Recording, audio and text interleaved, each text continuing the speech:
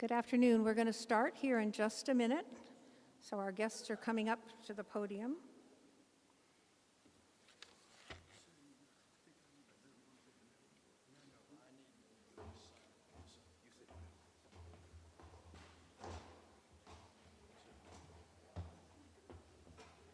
I hate those stairs.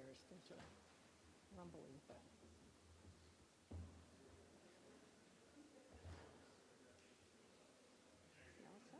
Okay. Good afternoon. I'm Judy Russell, Dean of University Libraries here at the University of Florida, and I'm delighted to welcome you to the 6th event in the Nelson Initiative of Ethics and Leadership, and a warm welcome to everyone watching through live stream as well. The Nelson Initiative is supported by a permanent endowment that will annually provide for an ongoing series of speakers and seminars related to ethics and leadership. The series will address global challenges through civil discourse, research, and respect for varied points of view. This afternoon, we're privileged to have Senator Bill Nelson, now the NASA administrator, and two of his colleagues here with us today.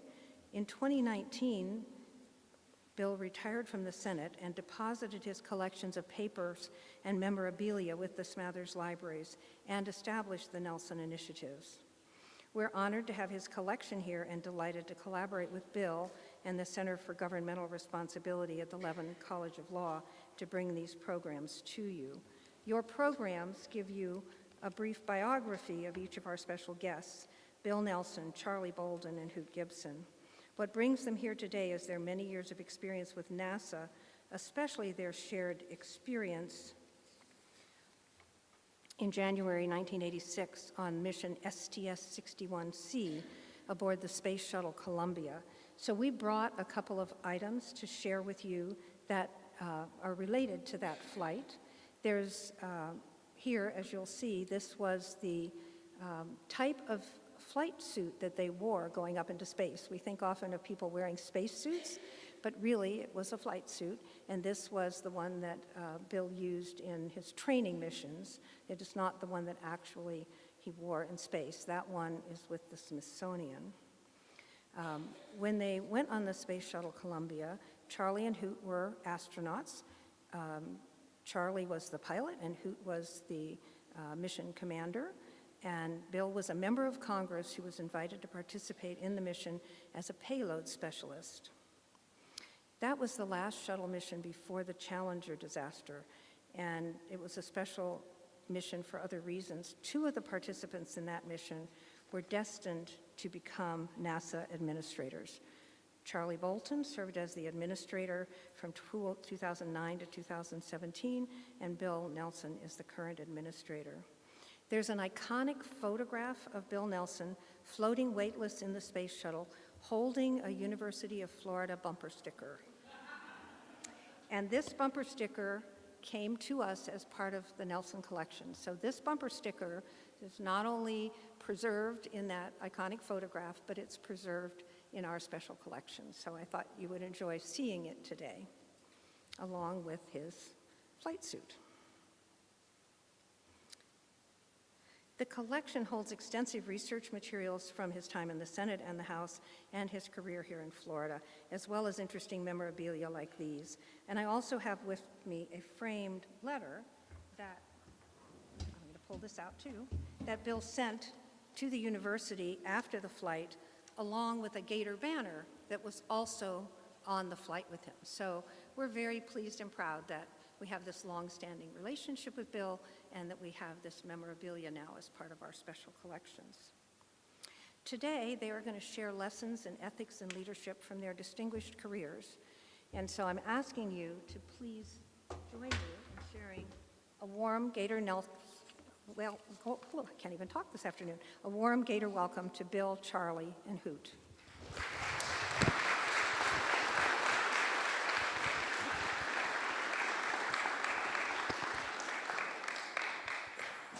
Thank you, guys, and thank you for participating. Judy Russell has been the spark plug behind this whole initiative that we have of bringing interesting personalities and speakers to the university to discuss the issues of ethics and leadership. Previous ones, I interviewed my colleague Marco Rubio. We had my former colleague Bob Graham as senator and governor. I interviewed him. We had historian John Meacham. And then President Biden decided that he wanted me to come into NASA. So I've curtailed my activities, except we've had a couple of opportunities to discuss ethics and leadership through the eyes of really some substantial leaders with 8 astronaut leaders in a forum with the University of South Florida, the University of Central Florida, and the University of Florida, and the Orange County Public School System, of which we had an audience of 900 in Orlando last March. We particularly wanted you to hear about leadership through the eyes of these 2 astronaut commanders. These folks here are the real deal. They are military pilots. They're military fighter pilots. They've been in combat for extensive missions. In the case of Charlie, flying for the Marines. In the case of Hoot, flying off the deck of an aircraft carrier. They are not only the representative of the astronaut corps, which in 1978, the first space shuttle astronaut selectees were quite different from their predecessors. Previously, the astronauts, you remember back to the original 7, when we were first trying to get into space, they were all military test pilots who also had to be of a certain height, and they happened to be all white males. That changed dramatically with the class of 78, the first group of space shuttle pilots, because there they started to take diversity seriously, to have the astronaut corps represent and look like America. And we have continued that. So the first women astronauts were a part of that class. Indeed, one of the female astronauts, Dr. Ray Seddon, ended up agreeing to marry Hoot Gibson.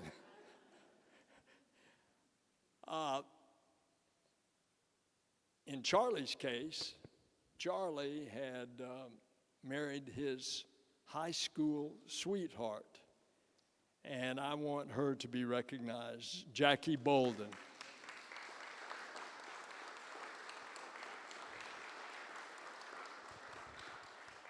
Now, that's quite a story in itself as you get to know Charlie Bolden, because Charlie grew up in segregated South Carolina, 1964. He wanted to go to Annapolis to the Naval Academy, and he couldn't get an appointment for the obvious reasons.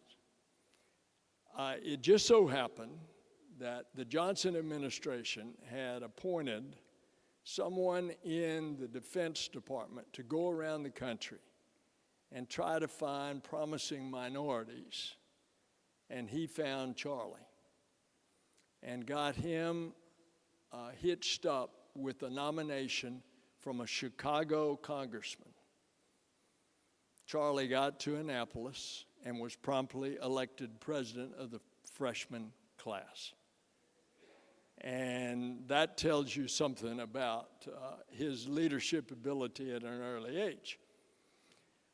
Hoot started to learn to fly airplanes at age 5 with his father, letting him take the stick on a Piper Cub. And he was so enthralled with it at age 5 that his father let him go downwind onto a base, and then on to final, and then his dad said, "I'll take the stick." And his dad started to land the plane, and Hoop couldn't stand it. He grabbed the stick to land it himself, and his father taught him a lesson. You don't ever do that as an aviator. You always keep the one pilot in control. So these two started out at this early age. I came along they went into the astronaut through the front door with bugles blaring, hailed as these conquering heroes. I got to come in not through the back door, but through the side window. I was chairman of the Space Subcommittee of the House of Representatives as a young congressman.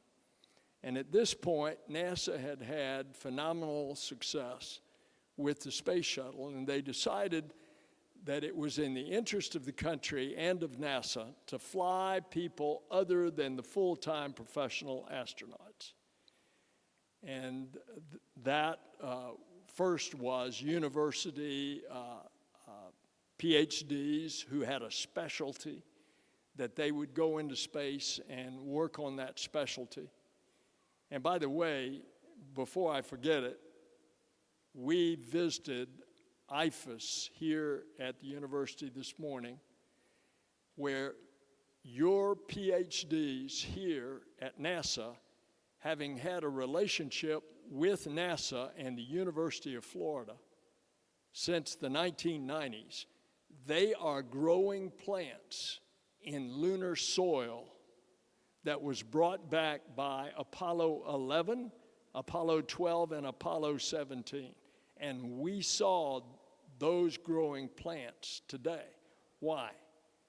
Because as we are now, 50 years later, going back to the moon, we're going to learn how to live there in a hostile environment in order to prepare ourselves to go to Mars and beyond in the cosmos. And therefore, on long trips like Mars, it's going to need to have to be able to grow things in order to sustain our crews, because it's going to be hard to carry all of the supplies that we need. So there's a real relationship today between the University of Florida and NASA. And so these two who came to the astronaut office, enormously educated, Charlie from the Naval Academy, Hoot from a university in California, both aviators, both test pilots, selected through this extremely competitive process of selection. And I had the great fortune of being able to be a part of their crew. It was a sobering experience, because they'll tell you, and we're going to discuss part of this, 10 days after we landed, Challenger launched and blew up 10 miles high in the Florida sky. We went through 4 scrubs, delayed over the better part of a month.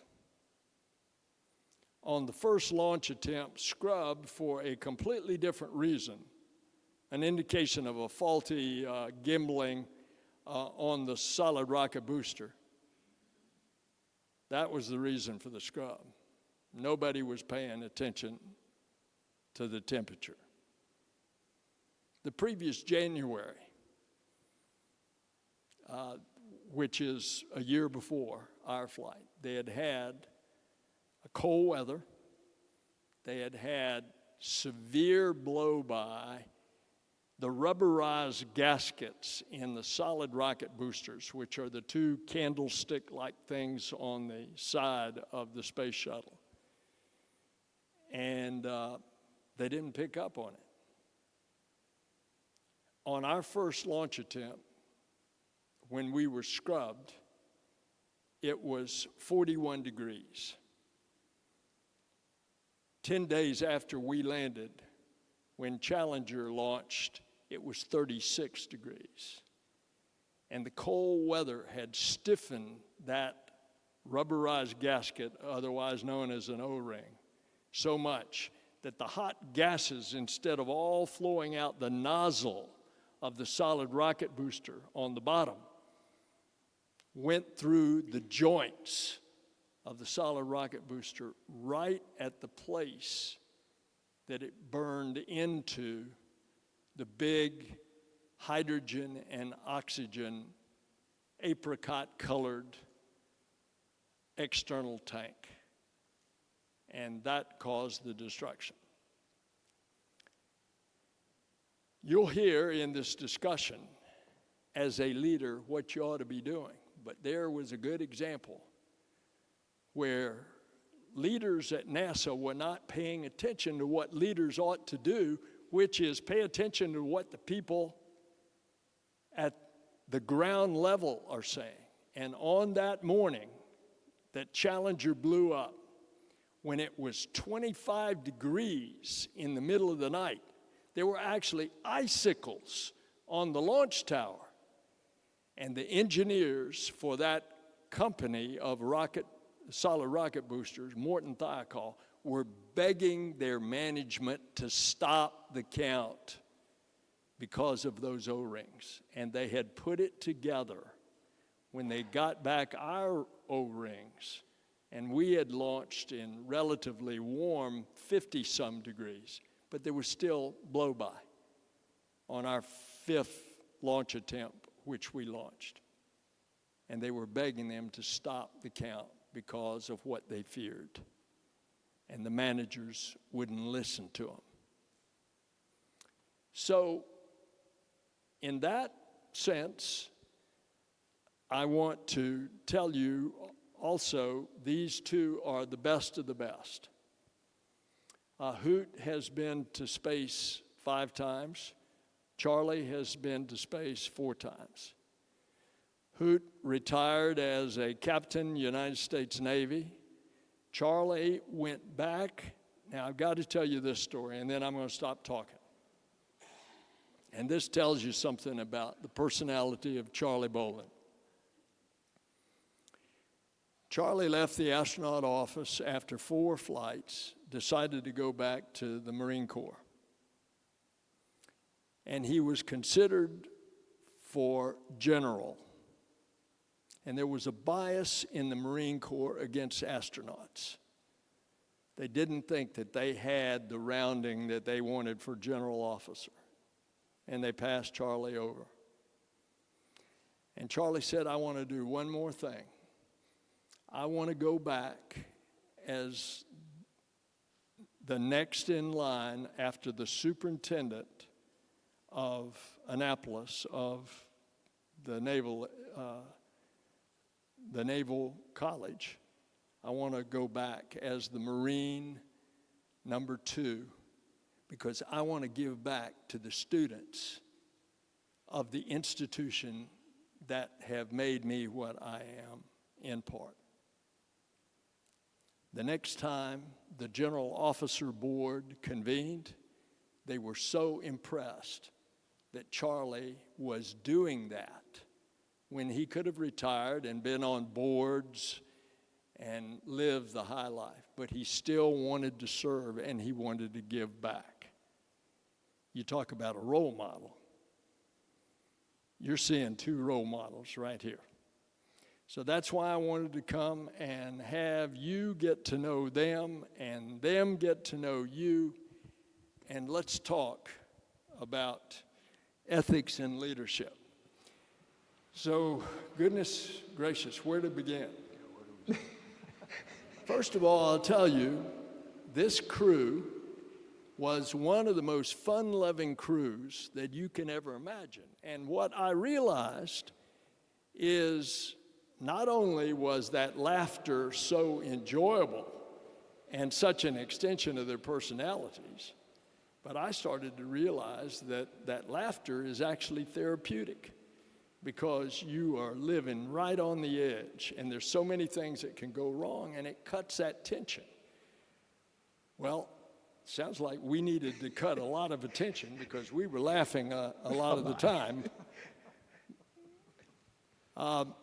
So why don't you reflect back on some of the things you as commander had seen even later on, where mistakes were being made because leaders were not asserting themselves? Sure. Well, I'd like to pick up on something that you just led into, though, and that was that we were a really fun-loving crew. And I flew as mission commander 4 times, and each time in my very first meeting with my new crew, I would say, we are going to be experiencing something that very few people get to experience. It's going to be really challenging, it's going to be really difficult, and we are either going to live or die depending on whether we execute this mission correctly. But if we're not having fun, we're doing this all wrong. And so we had a lot of fun. And we were the youngest crew. We were the youngest crew up to that point. Bill joined a crew of 5 of us, professional astronauts, one other payload specialist named Bob Sinker, who was an RCA engineer. Bill joined that crew. We were the youngest crew ever. And it had been decided to put Bill on our crew because of the personalities involved. They said, you guys are going to have a lot of fun. Senator Nelson, Congressman Nelson at the time, needs to be on a crew that's going to be a lot of fun and are going to welcome him with open arms. And we did. And Bill now has been a dear, dear friend for 37 years to all of us that were on that crew. We dearly enjoyed the experience with him and dearly enjoyed working and training and flying in space with him. And I guess what you wanted me to touch on was my incident, sort of like the Challenger accident. Well, after we flew together in January of 1986, as Bill mentioned, 10 days later we lost the Space Shuttle Challenger and her crew. It took us nearly 3 years to redesign, recertify, rebuild the whole Space Shuttle program almost from the ground up, because we went through everything. We went through the booster rockets that had been the cause of the accident, the external tank, the big apricot-colored tank, and the shuttle orbiter itself from top to bottom, and looked at everything and said, you know, there were a lot of things we thought we knew that we really didn't know. And it was, as I say, almost 3 years later, we started flying again. Well, I had worked on the booster rockets in the course of the redesign and was the lead astronaut to the redesign team. So the chief astronaut said, okay, you think these things are ready to go fly again, you go fly them. So I got to command the second launch, which was aboard Atlantis after we started up again nearly 3 years later. We had a little anomaly, and this was a top secret mission. If I told you all what we did, you could never leave this room. So we can't do that. We did deploy a major new intelligence satellite. We separated away from it, and there was a problem with it. We had to do an unplanned re-rendezvous with it and help fix the satellite. And then we separated away, and it went on to a completely successful career.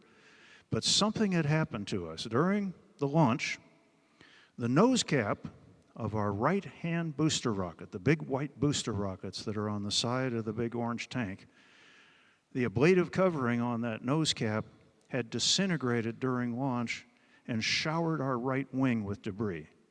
And so on day 2 of the mission, Mission Control called us and said, hey guys, we want you to take the robot arm. We had we call the remote manipulator system, the RMS, the big arm.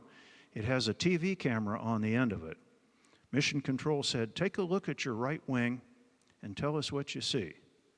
And I'll never forget, we hung the arm over the right side, looked at the right wing, we brought up the image on our onboard TV, and I said to myself, we are gonna die. Because I could see that we had a lot of tile damage on the right wing. It turned out we had more than 700 damaged thermal tiles on the right wing. So we were a top secret mission. I called the ground. I said, Houston, we're seeing a lot of tile damage on the right wing. We weren't allowed to send live television down to the ground because Department of Defense was afraid it would show something classified, but they let us send down encrypted TV. So we sent down encrypted TV. Well, encrypted TV isn't very accurate. It shoots a frame, it takes several seconds to encrypt it, shoots another frame, encrypt it, another frame. So on the ground, Mission Control looked at it, and they said, that's not tile damage. Hoot's all screwed up again. It's not tile damage. Those are just lights and shadows that he's seeing. Okay, they're forgetting something, aren't they? They're forgetting that on board, I'm not looking at encrypted TV. I'm looking at clear TV. So Mission Control studied it for about 24 hours, and they called back up and they said, okay, we've got the resolution on your tiles. I said, go ahead. They said, no problem, just re-enter like always. And I keyed the mic and I said, Dave Hilmers was our Capcom. I said, Dave, what are they basing that on? And he said, stand by. He had to get the answer to that specific question as well. He said, the damage is no worse than what we've seen on other missions, is what they're telling me.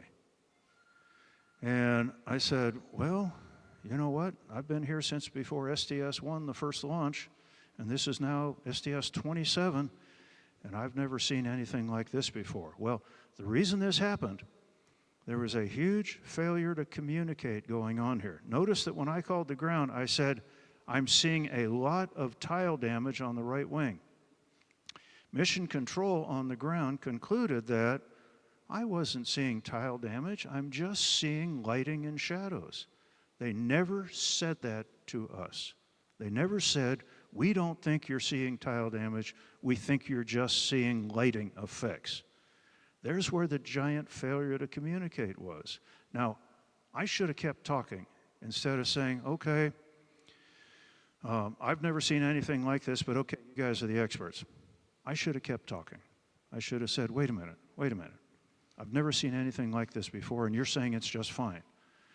But they never told us that that's what their conclusion was. So one of the things that I always tell safety seminars and safety stand-downs is tell what you're thinking. Communication is really important, and both ways have to be communicating. I certainly told them what I was thinking. I'm seeing a lot of tile damage. They did not tell me what they were thinking, is that you are not seeing any tile damage. So there was a giant failure to communicate. Mission Control really flubbed it up this time. We almost burned through on the reentry because it turned out we couldn't see it. We were missing one entire tile. And we didn't burn through where that tile was gone because there was a thick plate in that location that had something to do with the L-band antenna. And that plate lasted long enough during the reentry that after it all melted away, now it was starting to work on the aluminum skin of the orbiter, which aluminum melts pretty low temperature. But at that point, we were through the heating region, so we survived. We got on the ground, and everyone that looked at our right wing was absolutely astounded. And one of the people in Mission Control asked me, holy smokes, why didn't you tell us about this? And I said, I did tell you about it. Why didn't you listen? So communication is a two-way street, and you've got to tell what you're thinking. And that's a big part of leadership, is you're the guy or girl that's in charge, you're responsible, you're the captain of the ship. You got to make sure that that communication is going both ways. Okay, years later, Charlie, then Columbia.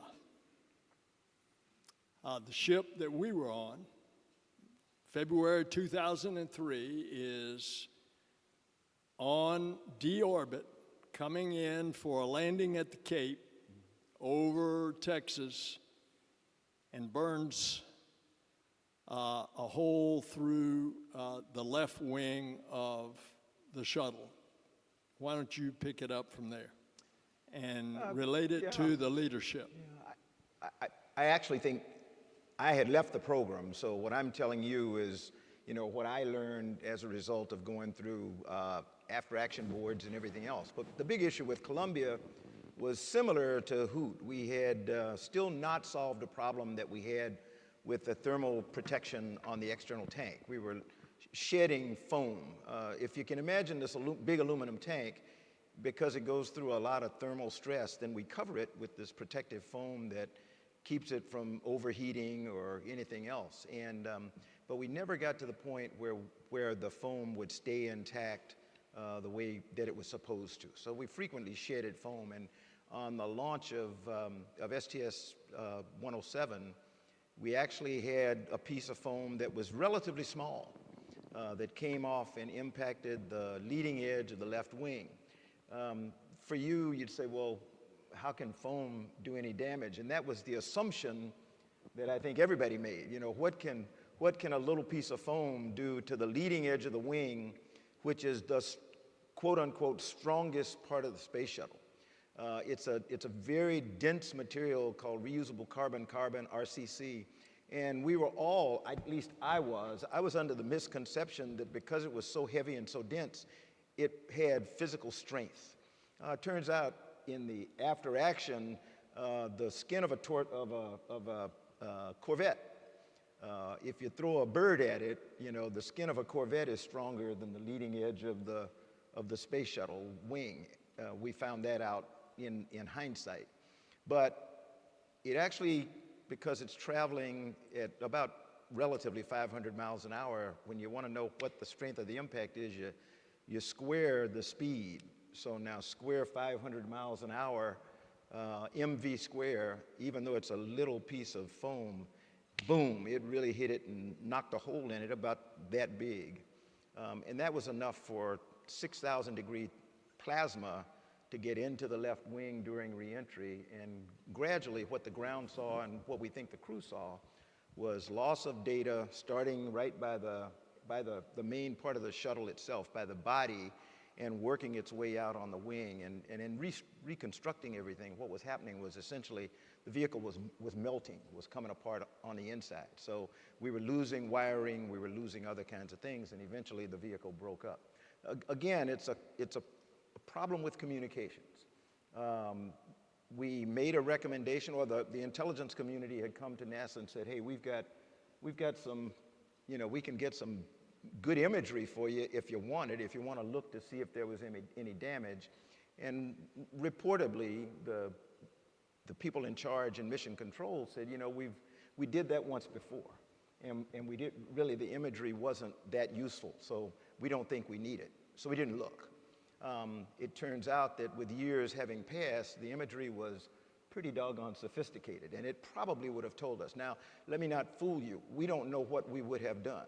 If we had seen the imagery of a hole in the leading edge of the wing, I had worked on what was called the tile repair Tiger team when I first got into the astronaut office, where we were tasked to try to find a way to repair tile if it were damaged, like on Hoot's flight. And we could never solve that problem because we kept coming up with, we would squirt something in like putty, and during reentry, and running it in simulators, you got air bubbles and it would pop off, and we had this fear that we would create a more serious problem if we tried to do that. So we went to the program and said, hey, we've spent millions of dollars trying to find a solution that isn't there yet.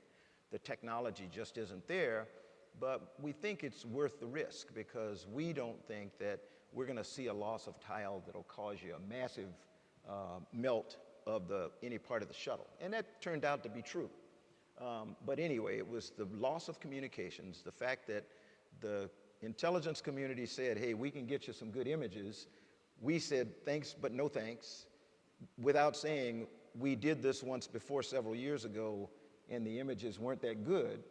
If they had done that, the intelligence community probably would have come back and said, yeah, but that's old technology. We've got some good stuff now, and why don't you try it? But that discussion, as I understand it, never took place. again, when going back to what Bill and Hoot are saying, it's really important to communicate. And in your position as the leader, it's incumbent upon you, not the subordinates. It's incumbent upon you as the leader to ask the right questions and then open your ears. Don't just ask the question. My mother used to tell me when I was growing up, I grew up in Columbia, South Carolina. My mother was a librarian, and she said, don't ever ask anybody something that you don't want to hear the answer. Because, you always walk in the South, as you all may know, you always, how you doing? And I would say that. My mom said, don't ever ask anybody a question that you don't want to hear the answer, because somebody may be honest with you one day and say, I'm not doing worth a crap. And then what's your response going to be? So as a leader, ask the right questions, ask the tough questions, but then open your ears so that you hear the response that comes back, and you can deal with it. I think that's the lesson we learned. One of the lessons we learned from also the communication from the engineers at Johnson Space Center that work on the thermal protection system, and their concerns didn't get elevated, just like with Challenger. So talk to everybody about how, as an extraordinary leader that you all have been, that you knit together the people that you're responsible for, and you also make sure their well-being is taken care of. I asked the Commandant of the Marine Corps, who's one of my favorite people, General David Berger. He he talked to the midshipmen at the Naval Academy several weeks ago, and he talked to them on the topic. The topic he chose was senses.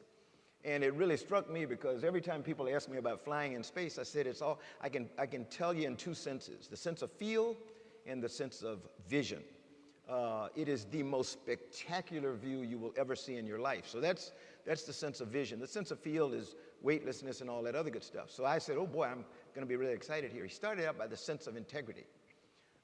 He said, without that, you're going nowhere. So as a leader, it's critical that you be honest with your people, and you expect them to be honest with you, and they need to know that by you showing them that you trust them all the time. He got to another sense, though, that was common sense, and that's what two things: sense of humility and common sense. The sense of humility is what, as a leader, allows you to recognize the fact that you don't know everything. Many people get into leadership positions and assume that I'm here because I know everything. And I really don't need to ask anybody. Hoot will talk about this forever. And we all know that by the time we become leaders, we don't really know that much about this stuff that we're leading people on, because we've been with it so long and new things have come up. And it's the young people that really have all the answers. So a sense of humility and being able to admit to your team that I don't know everything. If you have a problem, let me know. I can fix almost anything if I know it exists. If I don't know it exists, I can't help you. So I think that would be the big thing for you as a leader, is to be humble about your leadership, recognize the fact that you don't know everything, but also let the lowest person in your chain of command know, look, I don't know everything. If you've got a concern, you got to let me know. I can fix it probably if I know what your concern is, but I can't help you if you don't share that with me. This is an essential lesson of leadership. And Hoot, how you're such a big deal. You're an astronaut commander.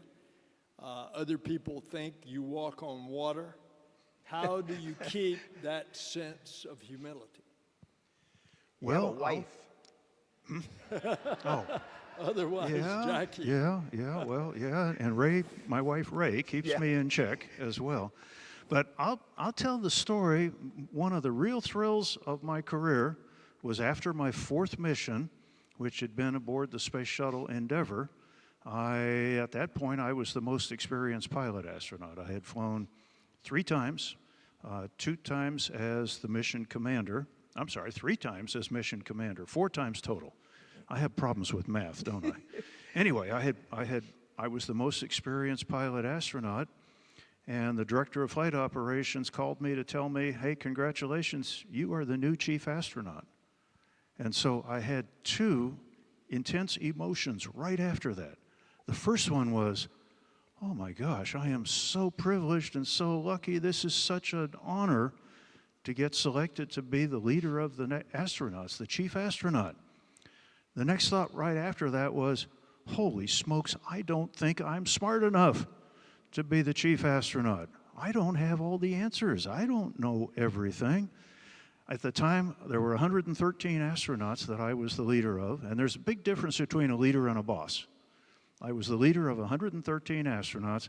It was about 35 highly experienced test pilots like Charlie Bolden. It was 10 medical doctors, MDs. It was probably 25 PhDs, and master's degrees were a dime a dozen. We had swarms of those. But I looked at this situation and I said, I don't think I'm smart enough to be their leader because I'm not going to know what to tell them to do all the time. I said, so here's the solution. I'm going to have to get them to tell me what to tell them to do. And you know what? That works really great. The other thing that happened to me was in my first 2 weeks as the chief astronaut, I was getting no work done because all day long my branch chiefs were coming into my office and going, hey, Hoot, we've got a problem. And here it's such and such and such and such. And the first question I'd ask them was, okay, what do you think we ought to do about it? And they'd go, huh? I'd say, what do you think we should do?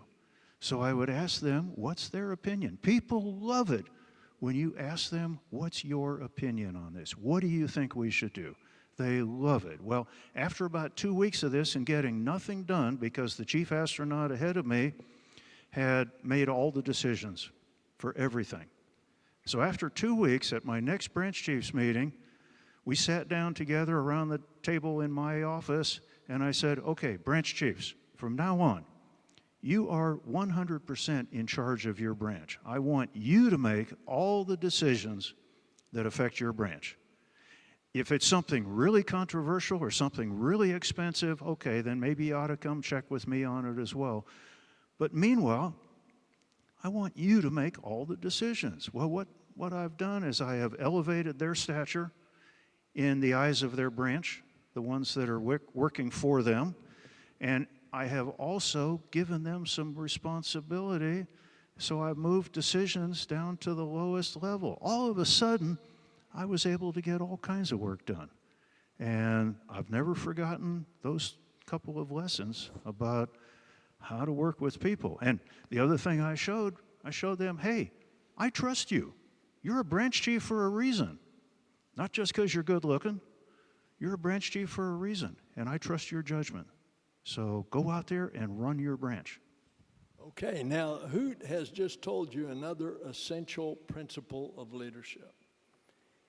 And just to take that a step further, I'd like both of you to reflect on the fact that the mark of a good leader, Charlie pointed out, humility. I would argue that that is an absolute essential of a good leader. And that brings that you always give the credit to the next person, and if there is the criticism, if you're the leader, you're responsible, you take the criticism. Give the credit, take the criticisms. You want to reflect on that? I couldn't agree more. You know, it's, people ask a lot of times, what does the NASA administrator do? You work for the president, and you're responsible to the president, to the Congress, and to the American people. And when they asked me what was my job, I told them my job was to be the umbrella that keeps everybody else off my employees. You know, we have 18,000 plus NASA employees spread around the world, and everybody wants to tell them what to do, and everybody wants to complain about what they do. As the NASA administrator, and I've seen Senator Nelson do it, your job is to sit there and let them rain on you, you know, because that's your job. Just keep your subordinates from being harassed and bombarded by the outside world.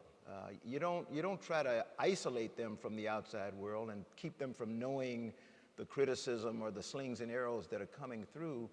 but you let them know that you feel that they are your number one responsibility. I learned at my mom and dad's dinner table growing up in South Carolina, one thing is take care of your people. They always told, my dad was my high school football coach, and I learned more leadership lessons from him than I think I learned from anybody. He had a saying, it's not the size of the dog in the fight, but the size of the fight in the dog. I was a little kid, and I did big kid things because I believe what my dad said. You know, it's not your physical stature, but the way you are inside. Take care of your people, and they'll take care of you. If you find, young people, if you find that you're focused on your future and how you're going to advance in the organization, and you're not thinking about the people for whom you're responsible, guess what's going to happen over time? They're going to understand that you don't really give a crap about them, and they're going to not give a crap about you. But the biggest thing for you to understand is that when they're successful, you're successful. NASA has been the #1 place to work in the federal government for 10 plus years now, and that was not because Charlie Bolden was the NASA administrator when we took that over the first time. It was because we had a chief human capital officer, a woman by the name of Jerry Buckholtz, who came in and would come in my office every day and say, look, I want you walking the halls, and I want you talking to people, and every time you see somebody, try to tell them something that you think they've done well today. You know, like Bill said, compliment them, give them credit, don't criticize. You take the criticism, compliment them, and you'll be okay. And you become the best place to work in the federal government because employees say, I love where I work. It's no vote. It's a survey of employees and how they feel about their job. Does my boss care about me? Does my boss listen to me? Does my boss give me an opportunity to express my opinion and then try to do something about it? You know, do they care about diversity or things like that? And so just kind of think about the fact that your job is to take care of your people and shield them from all the other stuff that everybody wants to rain on them. So Charlie used the word integrity, which is part of the charge that we have in this initiative on ethics and leadership. How does integrity fit into the position of leadership? Absolutely fundamental. If you don't have integrity, you don't got nothing. Charlie and I took an oath, and Bill did too when he served in the military. Duty, honor, country was the oath that you took. If you don't have honor and you don't have integrity, you don't have much left. And so it is absolutely fundamental to being a leader. I had another rule that I guess I never told the astronauts about this rule, but I also said, you know, if at any point I'm doing something and I don't feel like I can stand up in front of all 113 of my astronauts and tell them exactly what I'm doing for them or to them, then I probably shouldn't be doing it. And so it is absolutely vital as a leader to have integrity, because if you don't, your people are going to see through you immediately. You can't hide something like that. So it's something that you have got to embrace. It's something that you have got to do every day in all of your dealings with everybody. This NASA family that Charlie's talking about is 17,000 civil servants, but it's also 45,000 contractors that wear the NASA badge. So you're looking in excess of 60,000 people.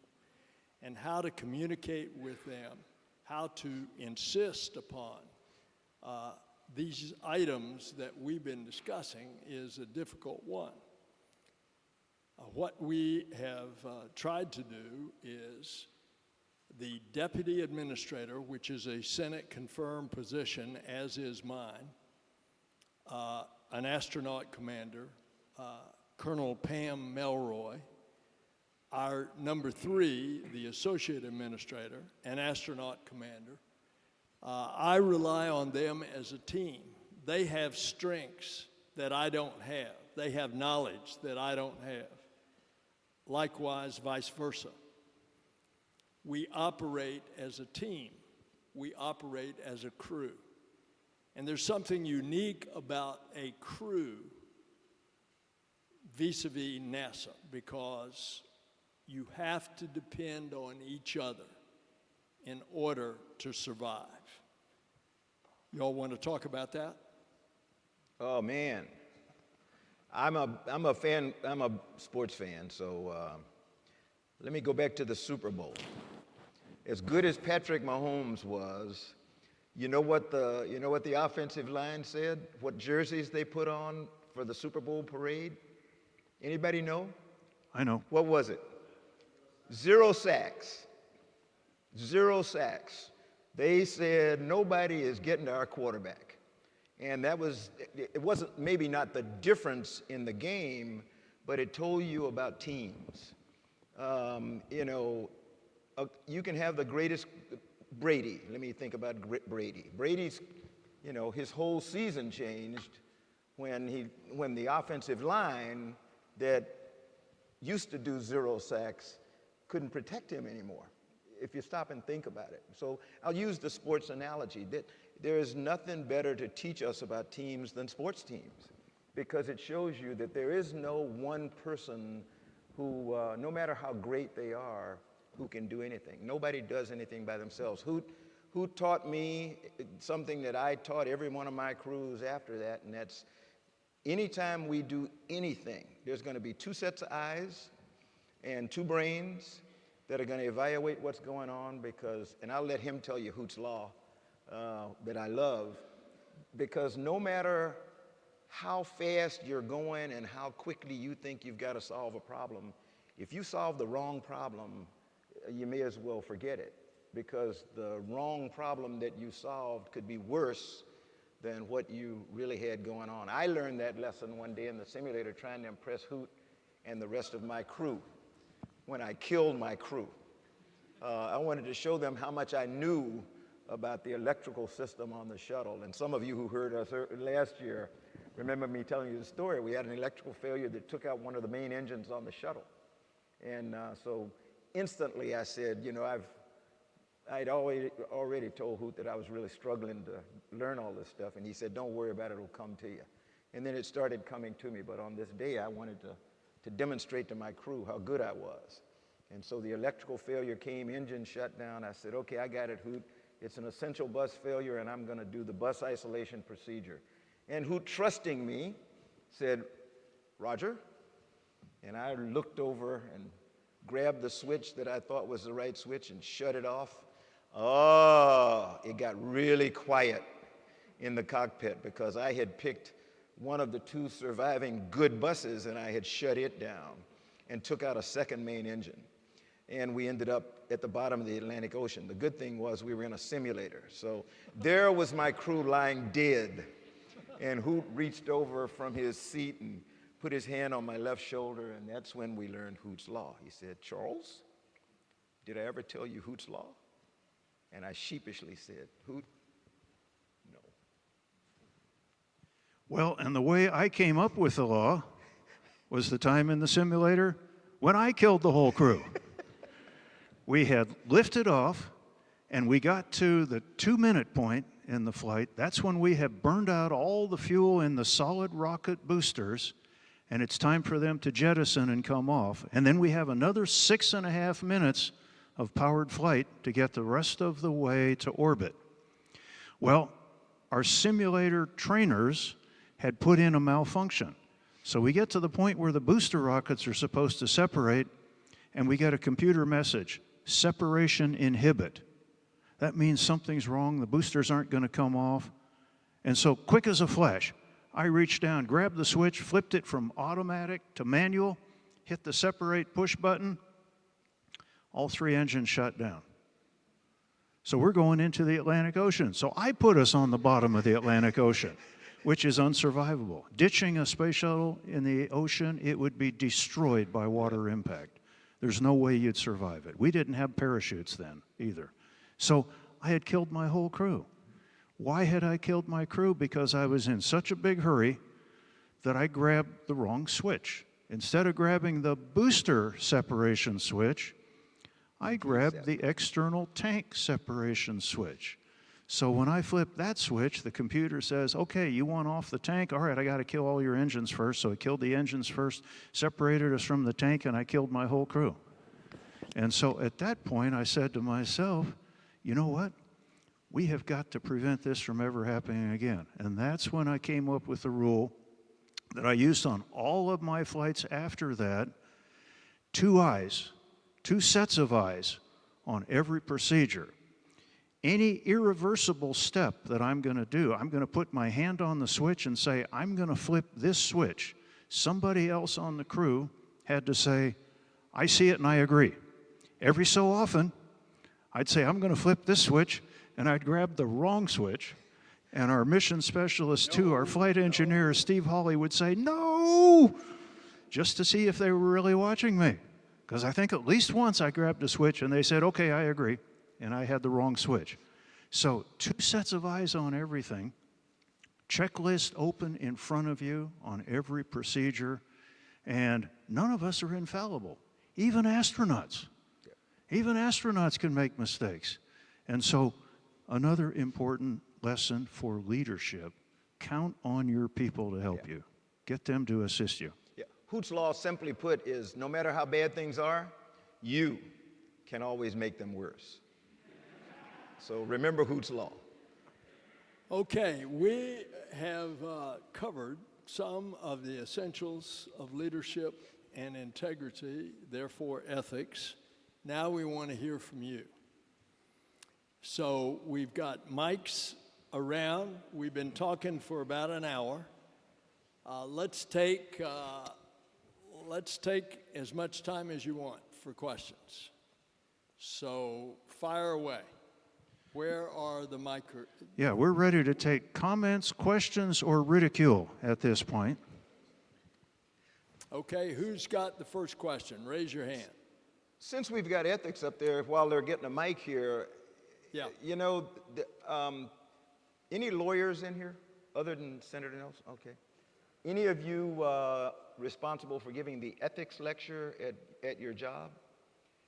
Anybody want to argue with me about the difference between the law and ethics? For all of you, ethics is what you learn at the dinner table from your mom and dad about right and wrong. You learn the law in law school and books and stuff like that. Something can be legal and unethical.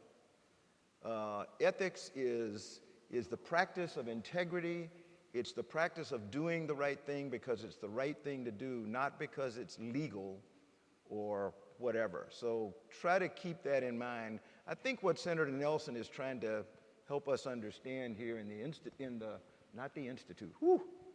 initiative is, you know, let yourself understand what's right and what's wrong, what's ethical, not what's legal, because you can do all kinds of legal stuff and it's not ethical at all. Okay, the gentleman right there. I just want to thank all 3 of you for coming here and talking today. It's been great. We're not getting your question. Can't hear it? Good? Yeah, go ahead, just hold it a little bit back. Okay. Yeah.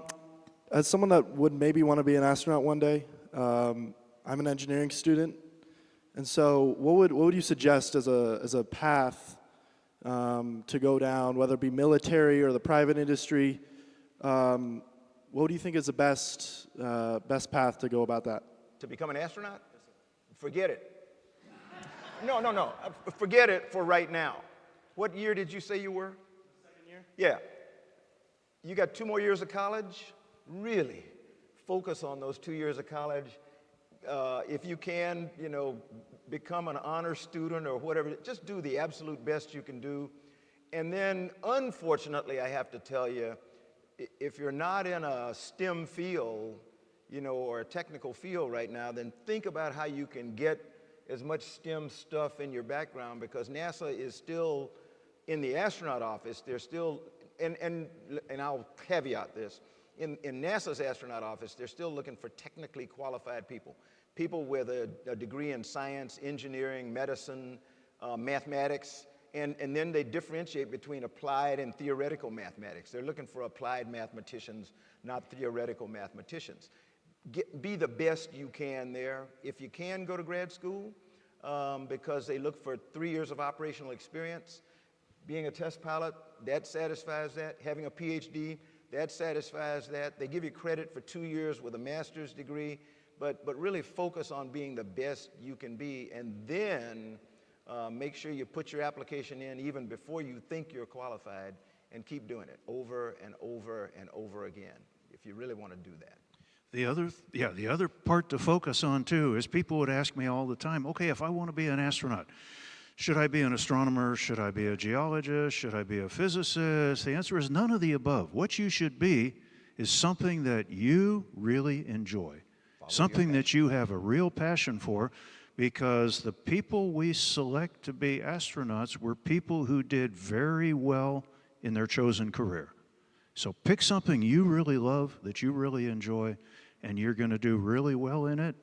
And we're going to look at your college grades as well when you come to the selection board. So all of that matters. Hello. How do you resolve the conflict if your ethics don't match up with the other person's ethics that you're working with?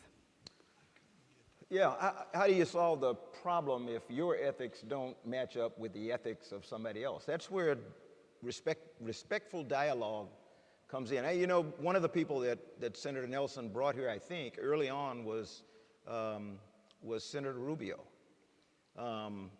If those two guys working side by side in the Senate can't sit down and respectfully disagree vehemently on issues and try to convince the other one that, you know, why can't we reach a compromise? Now, I'm not sure you can reach a compromise on ethics, but on almost everything else you're talking about, you can.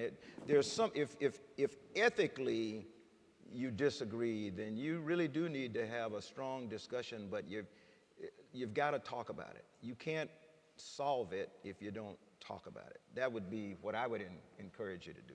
So you see a lot of the division and mistrust of today comes out of exactly what the ignoring what we've been talking about. Everybody retreats to their corner. They don't have that personal relationship that Marco and I had together in the Senate. And I can tell you that our respective staff of our two offices would try to pull us together because they were more looking at it politically, partisan, ideologically. But we kept that personal relationship going so that we could do things together by using the tools that we've discussed right here in the space arena. When it comes to ethics, well, you know, I think this is right, you think that's wrong. I think this is wrong, you think that's right. Well, maybe I'm not right. Maybe I ought to hear your opinion. Maybe you have a different perspective because you come from a different place. This is all about, you know, you boil it down, you've heard of what's called the golden rule. Do unto others as you would have them do unto you. I'll put that in street language. Treat others as you want to be treated. You can work out a whole lot of problems and a whole lot of differences if you're respectful, if you're tolerant, if you respect the other person. In other words, if you treat the other person like you'd like to be treated. And that's an age-old principle that cuts across all geographical, religious, political, racial lines, that principle. One of our chief astronauts had an expression, and it was, okay, you don't always have to agree, but you need to be agreeable. So talk it over and work it out. Hi, thanks so much for sharing your perspectives on being the leader And I was hoping if you could share some perspectives on being the person who's being led. If I'm on the team and I'm the one who's not in charge, how can I support the person who's in charge? All right, well, I'll answer that because I was the most junior on this crew. Here was our two leaders. There was a lot I didn't know, and so I asked a lot of questions. And I watched them. I saw how they operated. I saw how they treated each other. I saw how they treated the rest of the crew. And at least I had enough sense to know that as a crew, we all had to depend on each other, and that meant they had to depend on me too. And so I had to try to do my part.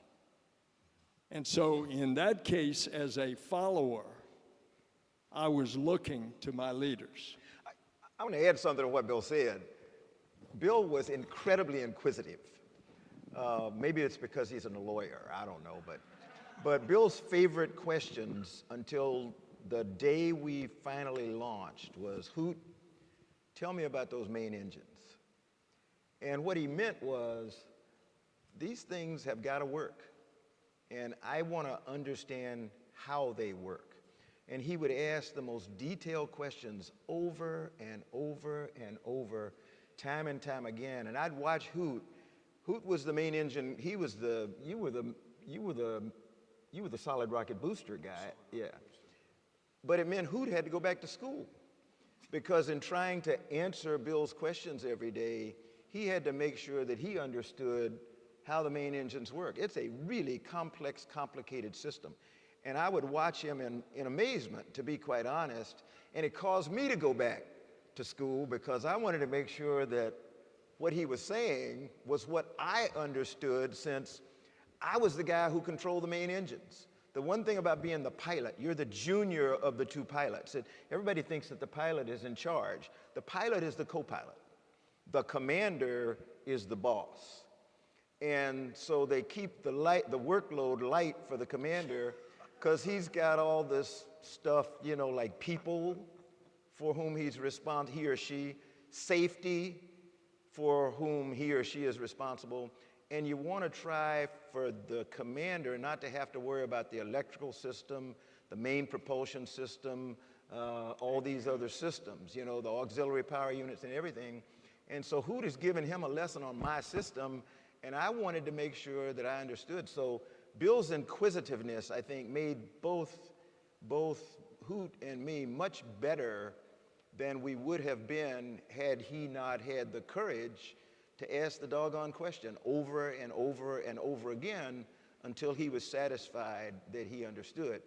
You should be inquisitive and a pest to your supervisors. If they're worth their weight in gold, if they're worth their salt, they'll understand that you're really trying to learn, and they'll respect you for it, and they'll try to get you an answer. Or even better, they'll give you a job where you're going to go and figure it out for you. I worked as I was the APU, Auxiliary Power Unit guy, and I worked for a guy by the name of Tom Mattingly, TK Mattingly, for the third flight of the space shuttle. And TK, who'll tell you, TK was like Bill. TK, every time you answered a question, he had another question. And so I was his APU guy, and I got reams of computer paper every day with more questions on the APU that TK wanted. And I'm a brand new astronaut, snotty-nosed kid. And I just got more and more frustrated, and he called me in one day. He said, I sense that you're really getting frustrated, and you're probably getting discouraged. I said, TK, you don't know the half of it. I said, you are killing me. He said, look, you got to understand, I am an inquisitive person. I don't expect you to be asking the same questions that I ask, but I don't know it. And I don't have time to go get into the books because I'm the commander of this flight. But I need to know this. So I'm depending on you to go find out as much as you can and come give that to me. It totally changed our relationship. We became incredible friends after that because I understood that he needed help. He understood that I needed to learn. And so, you know, we reached this compromise. He said, look, you do all you can do. And when you're done, just bring me what you got. I don't want you to be a mastermind, but I want you to learn so you can teach me. That was the way he put it. And I went, oh, okay, I got it. The So- leader doesn't know that if you don't say, look, I want to know. So what Charlie has told you is you got to be inquisitive, not just as the follower, but also as the leader. Oh, yeah. And don't ever hesitate asking the questions. You know, sometimes we're intimidated because we don't want to show our lack of knowledge.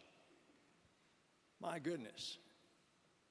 I now try to lead an organization that is an organization of a bunch of wizards.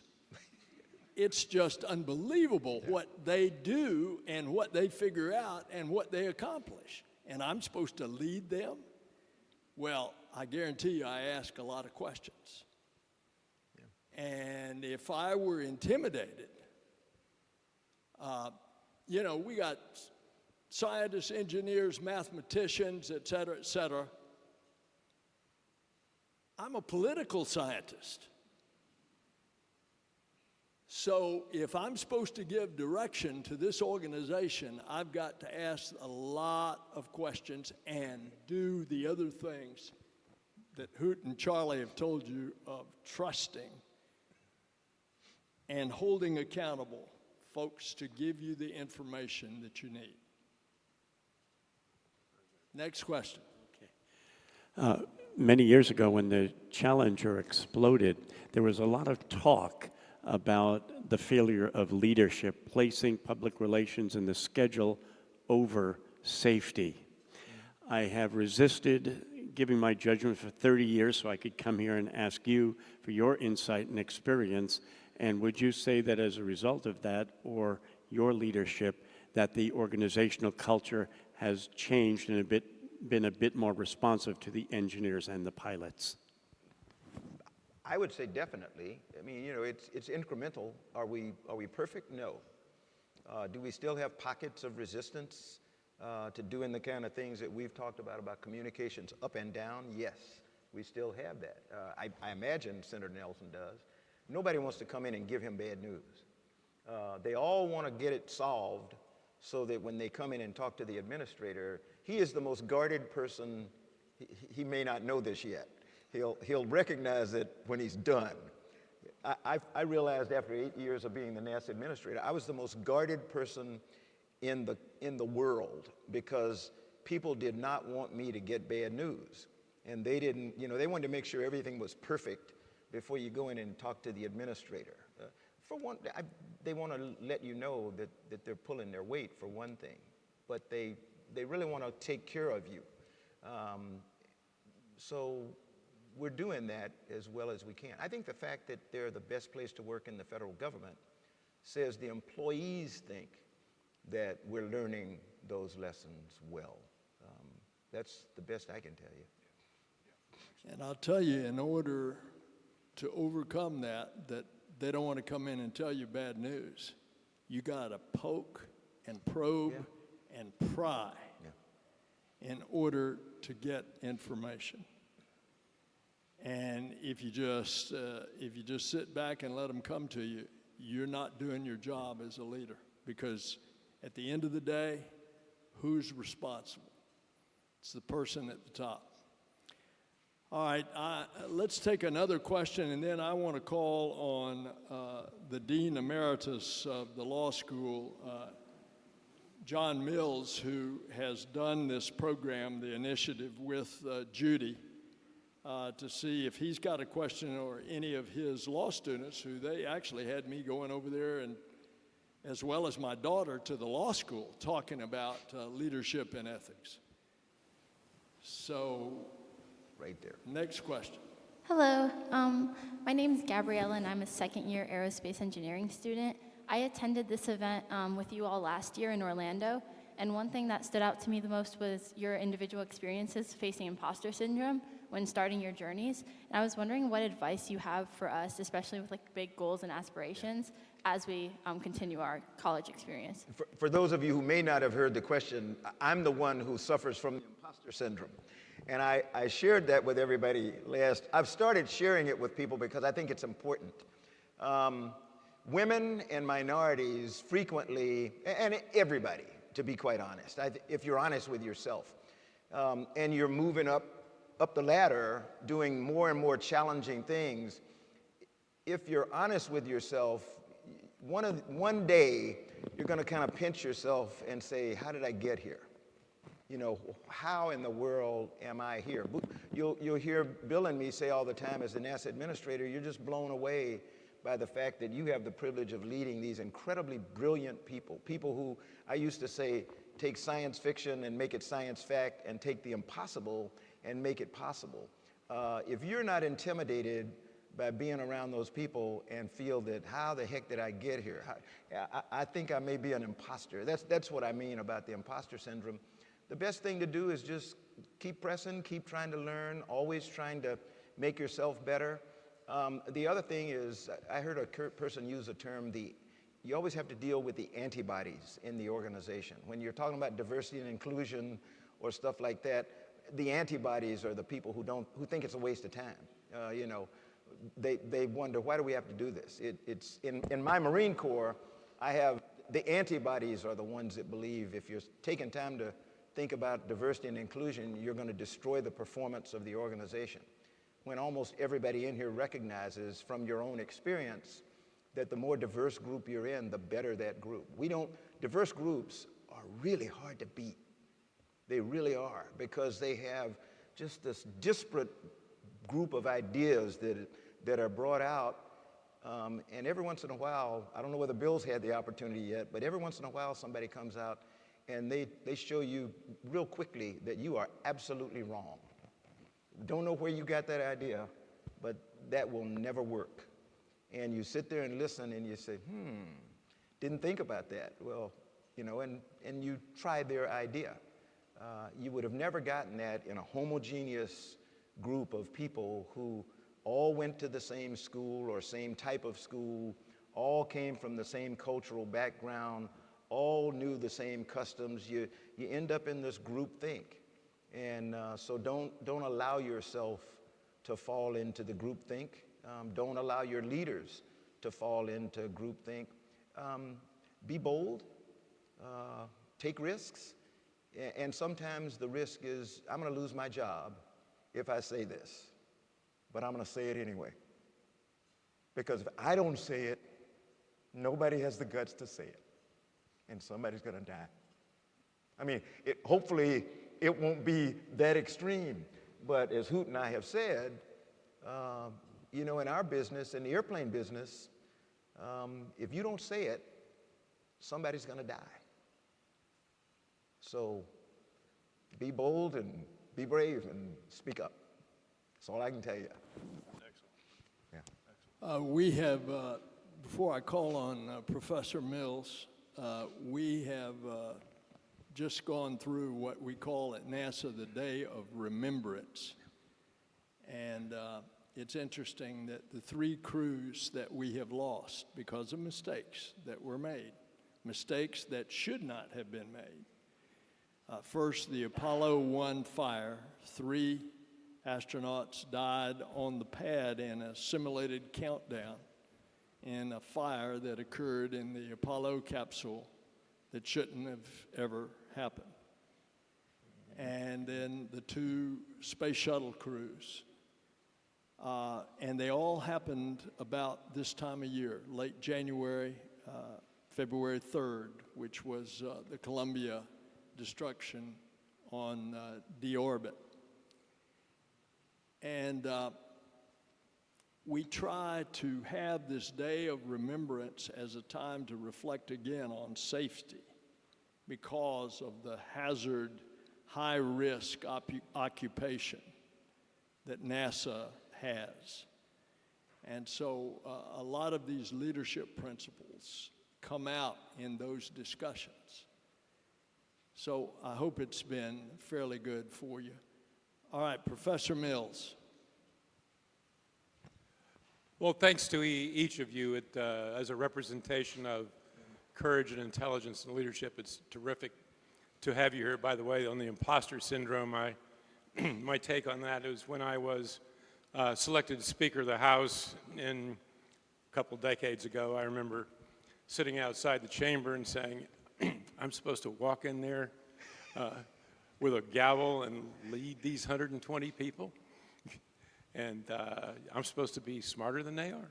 Anyway, so it was good. Well, kind of to wrap up, you pointed out how NASA has evolved in a way that your leadership is sensitive to technical advice, things that actually had gone wrong. It seems to me that there is a danger of that in every leadership position throughout government and elsewhere, that there are things that leaders don't know, whether it's about the O-rings or about medical decisions or technical decisions or details. That's just not in their scope of knowledge. You know, we were talking last night about the ship, the Swedish ship in the 1600s, the Vasa. It was to be the greatest warship of its time. The engineers said, it's fine the way it is. The king said, it needs an extra deck of guns. And the engineers said, no, you can't do that. King says, yes, you can. I'm the king. They put the extra deck of guns on. It was launched, sailed 200 yards, and sank. It's now a museum in Stockholm that's very good evidence of two things: what were the provisions in a ship in the 1600s, and the arrogance of leadership. So, you've talked about protecting against that. What institutionally can we do in the Nelson Initiative going forward to say it's really important for leaders to be able to recognize they don't know everything? How do we institutionalize that? And each of you have talked a little bit about it, and it would be a great way for us to think about the Nelson Initiative in the future. Senator, Administrator? I do not know how you institutionalize that. I know that I have a responsibility to speak out on what I know and my experiences. And I think that's incumbent on each of us that cares about the society that we live in, whether you're dealing with the stuff that we deal with or whether you're just dealing with the normal functions of everyday life in the private sector, in the government sector, whatever sector that you're in. You create institutions like a university in order to discuss the cross current of ideas and to open your ears to listen to other points of view in order to frame your point of view. And that's part of the problem that we have as a society today. And by the way, it's not just in America, it's across the world. We only hear what we want to hear. And so we retreat to our corners. We listen to our own cable channel. We don't walk across the political aisle. We don't engage the outcast. We only engage in our comfortable little cubicle instead of reaching out. That's what has been so beneficial to me in a lifetime of politics and public service, is I've had to force myself to reach out of my comfortable cubicle to understand the people that I was trying to represent, that I didn't understand. And that's absolutely essential if you're going to be a leader, no matter what it is, a corporation, a religious organization, whatever the organization is.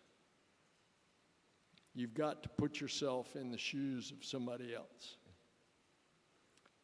So I think the institutionalization has got to start with you and trying to get the other person to understand it's got to start with them as well.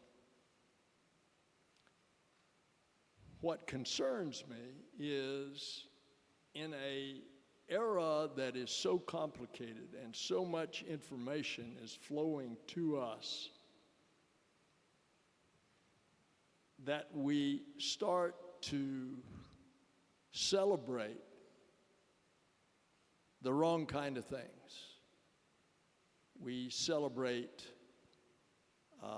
celebrity, but when it gets right down to the essentials, maybe just that celebrity status. That's why I asked Hoot about the question about staying humble, because you want to be, you want to have a veering off course. Walk out there in your flight suit and look what a celebrity you are, as they have. And they've got to keep that sense of who they are and humility. And of course, we're all human beings. We make mistakes, we're fallible, and sometimes that celebrity gets to us. So, John, I don't know how you institutionalize this. You're certainly doing your part in teaching a leadership course in the law school. Judy's doing her part by supporting what we're doing today. And I hope each of you are going to do your part in your conversations with your fellow students and your professors. All right, who wants the last Can word? I add one thing, one teeny weeny thing? I talked about 4 senses before, the one I didn't mention. Sense of humor. If you have a sense of humor as the leader, believe me, it's amazing what it opens up within the group that you serve. If you have a sense of humor such that you don't take yourself seriously, it allows people, you give them permission to have fun with you. And to, maybe every once in a while, joke with you when you're the brunt of the joke. That's okay. But if somebody has the guts to do that, they will have the guts to come in and say, I don't think we're headed in the right direction. It takes humor to get things kind of loosened up and then get into what's really serious. If you're serious all the time, you're never going to have a conversation. Nobody's going to want to talk to you because they're deathly afraid of what may be the repercussion, because they don't think you have a sense of humor or you can take criticism. So a little self-deprecating humor is good every once in a while. Put it straight, street language, you be the brunt of the joke. Yeah. And I always have plenty of material to talk about how I messed up. Okay, any final comment, Judy?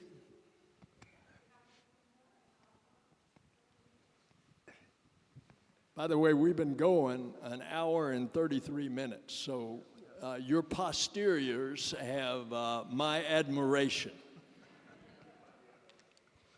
Thank you very much. Well, I thank you all very much for coming. I hope you have enjoyed this as much as I have, and I particularly want to thank Charlie, Hoot, and especially Bill. It's been a wonderful event, and we're very grateful that you came to share your thoughts with us today. I would think you all agree. Great. Thank you all. And I want to encourage you, if you're here in person, to take home a copy of the program with you It includes the biographies of our guests with their photographs. And if you're attending virtually, we'll be sending a link to you so you can download a copy of the program. But we're very grateful for your participation and hope you'll be joining us at future Nelson Initiative events. Did you want to add a final word? No? Okay. Well, thank you all very much.